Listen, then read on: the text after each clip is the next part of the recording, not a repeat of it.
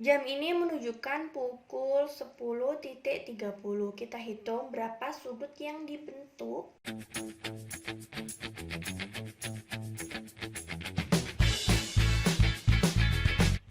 Assalamualaikum warahmatullahi wabarakatuh. Bagaimana kabarnya teman-teman? Semoga semuanya dalam keadaan sehat walafiat ya.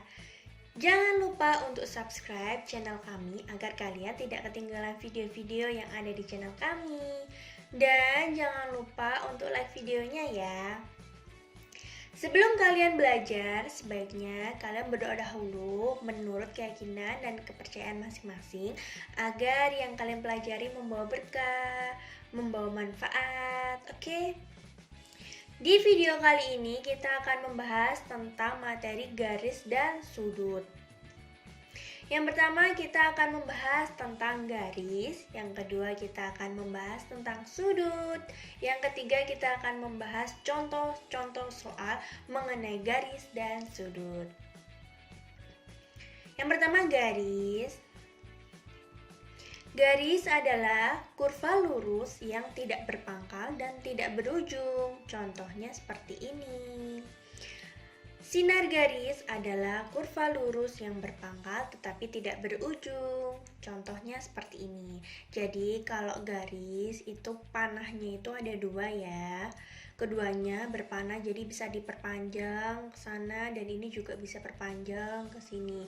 Kalau sinar garis hanya satu saja yang bisa diperpanjang, yang satunya tidak bisa diperpanjang. Lanjut, hubungan dua garis. Garis dikatakan sejajar apabila garis-garis tersebut terletak pada satu bidang datar dan tidak akan pernah bertemu atau berpotongan meskipun garis tersebut diperpanjang. Contohnya seperti ini. Dua garis ini dikatakan sejajar karena dia ketika diperpanjang tidak akan berpotongan. Kalau dibangun ruang sisi datar itu contohnya seperti garis AB dan EF. Dia masih dalam satu bidang datar dan ketika diperpanjang dia tidak akan berpotongan. Lanjut. Garis dikatakan tegak lurus apabila garis-garis tersebut terletak pada satu bidang datar dan membentuk sudut 90 derajat. Contohnya seperti ini. Dia membentuk sudut 90 derajat atau biasanya kita sebut dengan siku-siku. Contohnya pada bangun datar ini, bangun datar ABFE itu yang tegak lurus adalah garis AB dan garis BF. Nah, sudutnya di sini. Di bangun ini dia membentuk sudut 90 derajat. Lanjut, garis dikatakan berpotongan apabila garis-garis tersebut terletak pada satu bidang datar dan mempunyai titik potong. Contohnya ini ada dua garis dan berpotongan pada satu titik potong yaitu di titik A. Kalau dibangun ruang sisi datar ini contohnya ada kita fokus di bangun ini ya, bangun datar yang sisi yang paling depan yaitu garis EF dan FB. Dia berpotongan di titik F gitu ya. Lanjut.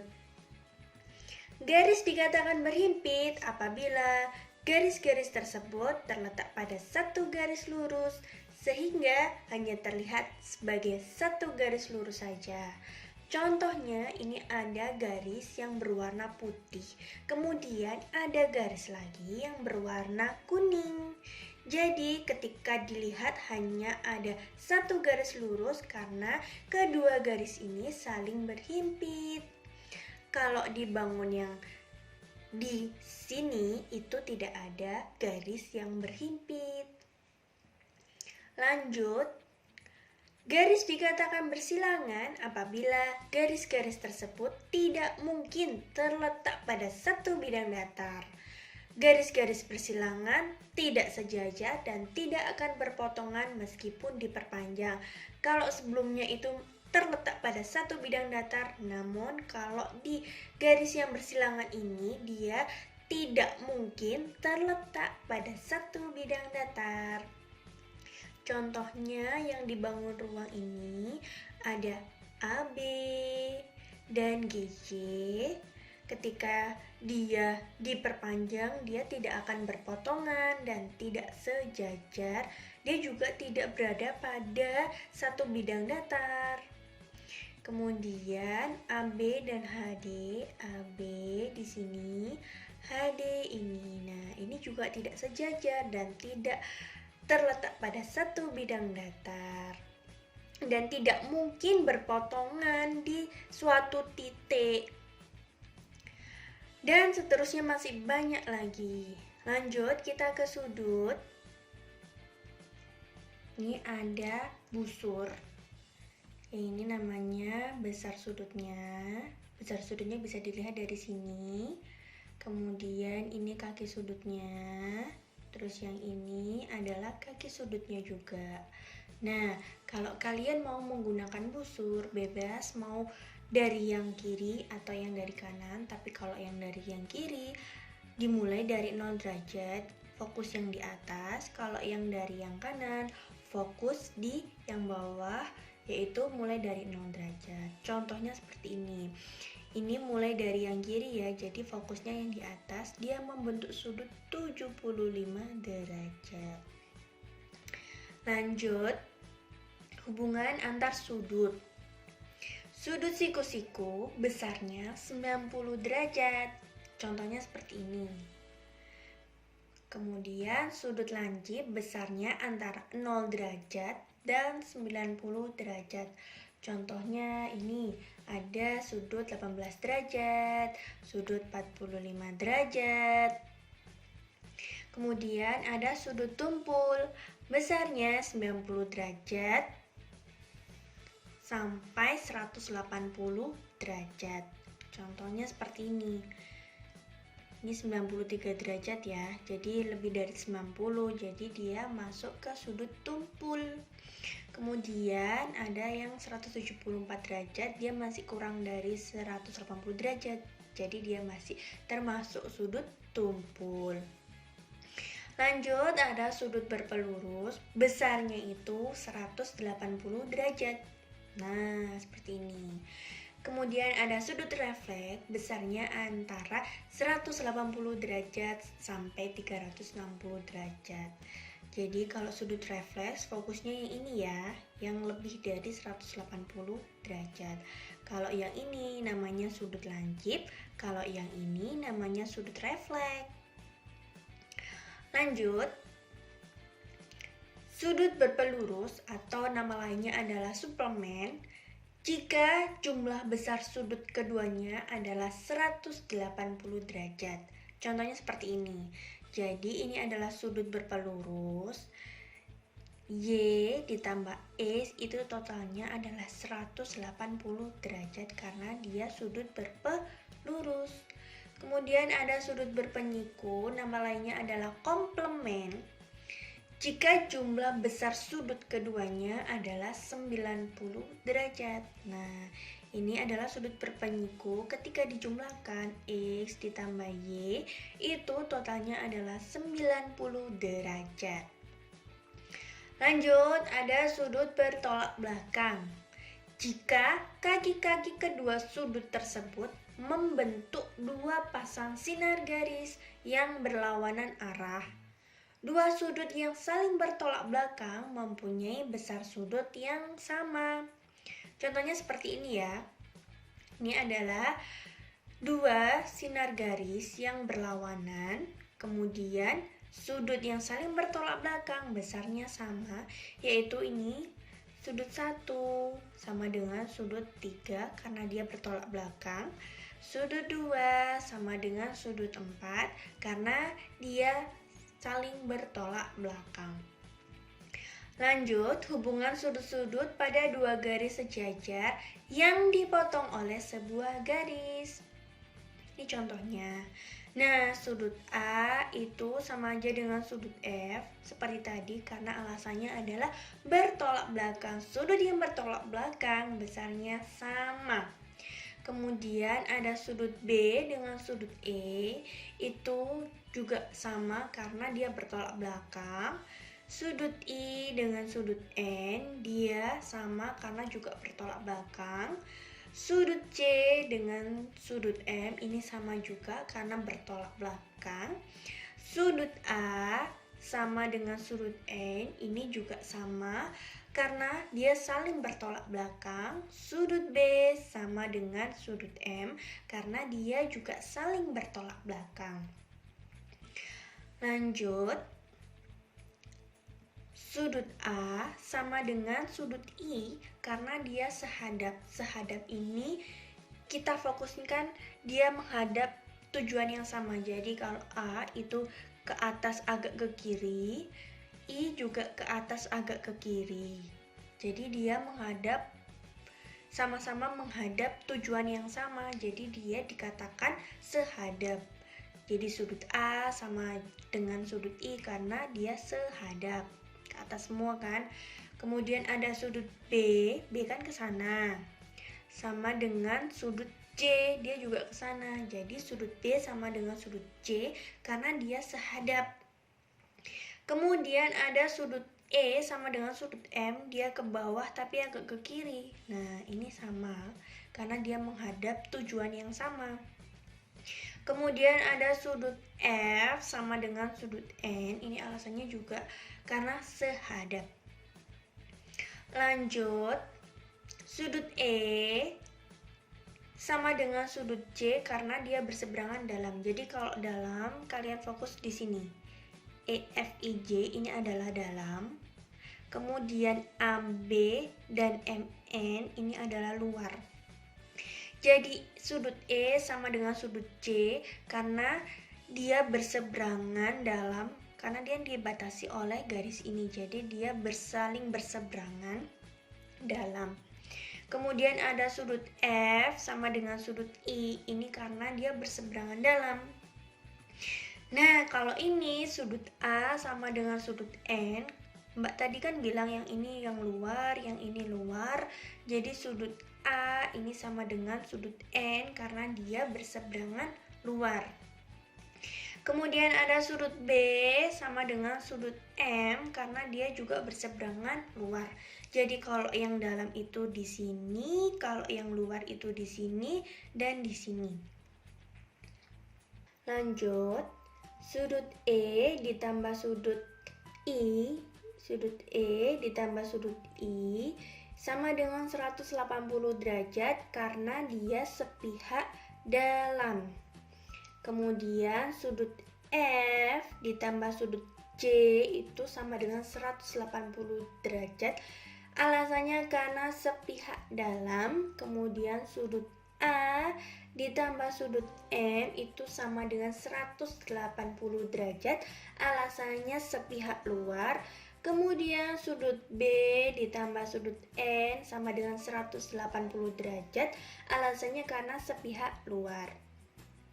Lanjut ke contoh soal. Nah, ini diketahui bangun ruang sisi datar. Kalian cari garis-garis yang sejajar itu yang mana. Contohnya AB, garis AB dan HG, dia sejajar ya. Kemudian EH dengan FG dan seterusnya. Kemudian yang berpotongan AB dengan BF, dia berpotongan di titik B. Kemudian BC dengan CG, dia berpotongan di titik C, dan seterusnya. Kemudian yang bersilangan adalah garis AB dan GC. Ketika dia diperpanjang, dia tidak akan sejajar maupun tidak berpotongan. Kemudian garis FB dengan GH, itu juga ketika diperpanjang tidak berpotongan dan tidak sejajar. Kemudian yang berhimpit di bangun ruang ini tidak ada ya. Kemudian yang tegak lurus adalah garis AB dan BF, dia membentuk sudut 90 derajat. kemudian garis HE dan EA dia juga membentuk garis 90 derajat. Lanjut, ini ada sudut membentuk sudut siku-siku, jadi dia termasuk sudut siku-siku. Terus kemudian ini ada sudut membentuk sudut 25 derajat, dia termasuk sudut lancip. Kemudian ada sudut ini garis, dia termasuk sudut berpelurus. Kemudian ada garis yang membentuk sudut 125 derajat, dia membentuk sudut tumpul.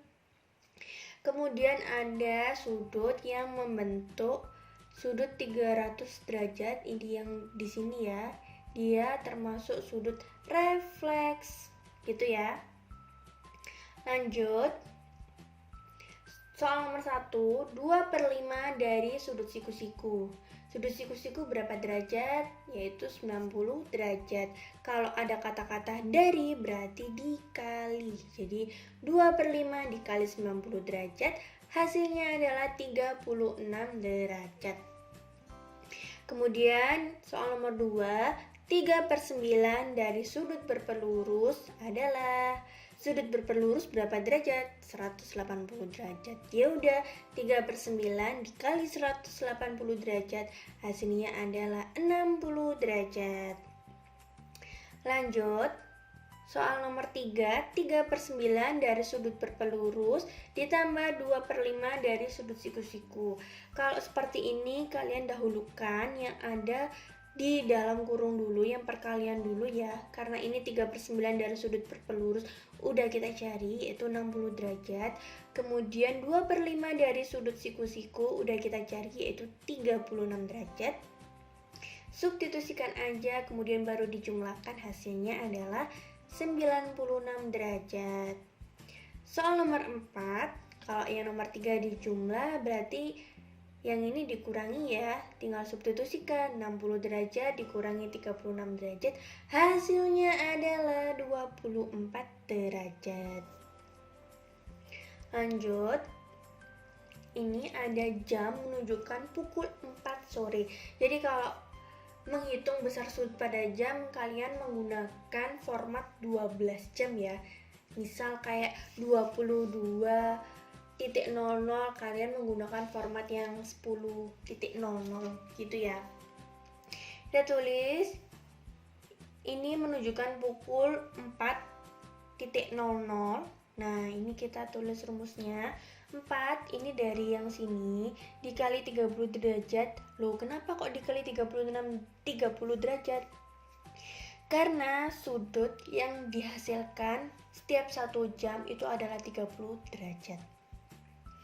Jadi 4 dikali 30 derajat ditambah 0, 0-nya ini dari sini ya, per 60. Kenapa kok dibagi 60? Karena 1 jam ada 60 menit, dikali 30 derajat juga sama seperti ini. Kemudian bisa dihitung, hasilnya adalah 120 derajat. Nilai yang langkah pertama. Kemudian langkah yang kedua, ini yang menitnya ini yang warna biru dikalikan 6 derajat. Loh, kenapa kok dikalikan 6 derajat? Karena tiap 1 menit itu membentuk sudut 6 derajat. 0 kali 6 derajat adalah 0. Langkah ketiga adalah selisih dari langkah 1 dan langkah 2, yaitu 120 derajat. Jadi selisih ini dikurangi ini atau ini dikurangi ini. Intinya yang besar dikurangi yang kecil. Namanya selisih adalah yang besar dikurangi yang kecil. Lanjut ke contoh soal berikutnya. Jam ini menunjukkan pukul 10.30. Kita hitung berapa sudut yang dibentuk. 10-nya ini dikali 30 derajat, kemudian 30-nya per 60 dikali 30 derajat. Kalian hitung yang ada di dalam kurung dulu. 10 kali 30 itu 300. Kemudian ini dihitung, hasilnya ada 15 derajat. Ketika dikurangi, hasilnya adalah 285 derajat. Langkah kedua, kita hitung menitnya, yaitu 30 dikali 6 sama dengan 180 derajat. Langkah ketiga adalah mencari selisih dari langkah pertama dan langkah kedua, yaitu 285 derajat dikurangi 180 derajat, hasilnya adalah 105 derajat. Lanjut ke contoh soal berikutnya. Ini diketahui suatu sudut A derajat sama B derajat dia terletak pada sudut siku-siku. Diketahui bahwa sudut A derajat sama dengan 60 derajat. Karena ini di sudutnya di siku-siku, jadi berlaku alfa ditambah beta sama dengan 90 derajat. Dengan alfanya 60 derajat kita substitusikan, kemudian kita cari betanya ya. 60 derajat ini kan positif. Positif pindah ruas ke kanan, hasilnya adalah negatif. Kita hitung, maka ketemulah betanya adalah 30 derajat, gitu ya. Lanjut ke contoh soal berikutnya. Ini diketahui sebuah sudut yang terletak pada sudut berpelurus. Sudut berpelurus adalah ketika dijumlahkan besarnya adalah 180 derajat. Jadi 3x ditambah 5x ditambah 20 derajat sama dengan 180 derajat. Kemudian kita sederhanakan, 3x derajat ditambah 5x derajat adalah 8x derajat. Nah, 20 derajatnya ini pindah ruas ke kanan. Karena ini positif, pindah ruas ke kanan jadi negatif. Kita kurangkan dulu, hasilnya adalah 160 derajat. Lah ini kan baru 8x ya. 8x ini kan artinya 8 dikali x. Kalau perkalian pindah ruas ke kanan, dia jadi pembagian. Nah, hasilnya adalah x-nya adalah 20 derajat. Kemudian kita cari sudut PRS-nya. Dengan x-nya diketahui udah 20 derajat. Jadi kita substitusikan, x-nya 20 derajat, hasilnya adalah 60 derajat. Kemudian kita cari sudut QRS-nya. Dengan x-nya adalah 20 derajat, kita hitung yang ada di dalam kurung dulu ya. Nah, kita dahulukan yang perkalian. 5 kali 20 adalah 100, baru deh ditambah 20, hasilnya adalah 120 derajat. Oke, ini adalah contoh soal yang terakhir. Diketahui suatu garis, dua garis yang sejajar dipotong oleh satu garis lurus. Nah, 135 derajat itu sama dengan 8x ditambah 5. Alasannya karena apa? Hayo. Karena dia sehadap. Nah, kemudian kita cari x-nya dulu ya. Ini kan 5 derajat positif, pindah ruas ke kanan jadi negatif. Nah, kita hitung dulu, kita kurangkan dulu, hasilnya adalah 130 derajat, baru mencari x-nya, yaitu hasilnya adalah 16,25 derajat. Gimana? Mudah banget kan? Oke, sekian video kali ini. Jangan lupa subscribe channel kami agar kalian tidak ketinggalan video-video yang ada di channel kami. Dan jangan lupa like videonya ya. Terima kasih. Wassalamualaikum warahmatullahi wabarakatuh.